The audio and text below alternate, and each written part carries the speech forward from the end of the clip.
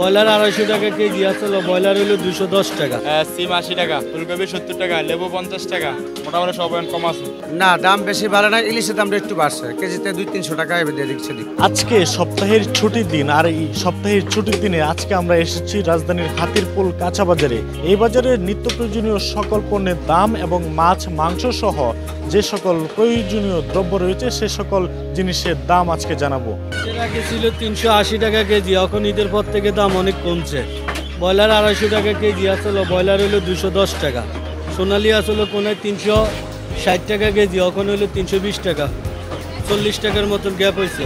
সিম 80 টাকা, ফুলকপি 70 টাকা, লেবু 50 টাকা, তারপরে শসা হয়েছে আপনার 60 টাকা, করলা 100 টাকা, কাঁকরোল 160 টাকা, মোটামুটি সব কম আছে। না, দাম বেশি বাড়ে না, ইলিশের দামটা একটু বাড়ছে, কেজিতে 200-300 টাকা দিয়ে দিচ্ছে। না, অন্য মাছের দাম ঠিক আছে, যেগুলা অরিজিনাল পদ্মার ইলিশ এটা 3500 টাকা কেজি, যেটা 1 কেজি সাইজ। আর আপনার যেটা 700 থেকে 800 গ্রাম সাইজ এটা হলো 2500 টাকা কেজি। আর চিটংয়েরটা কেজি হলো 15 থেকে 1600 টাকা।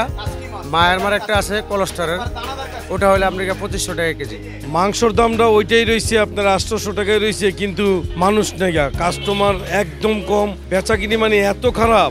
একটা গরু বেচতে বেচতে দেওয়া যায় কি রাইত হয়ে যায়, তারপরে বেচা হয় না। আজকে শুক্রবার থেকে দেখেন, আজকে শুক্রবার বাজার খালি, কাস্টমার নেই। 2টা গরু জব দিছি, মানে একটা গরু তো দোকানে, মানে সব হোটেল মোটেল দিয়ে মনে করেন একটা গরু দোকানে, তাও বেচতে পারি না।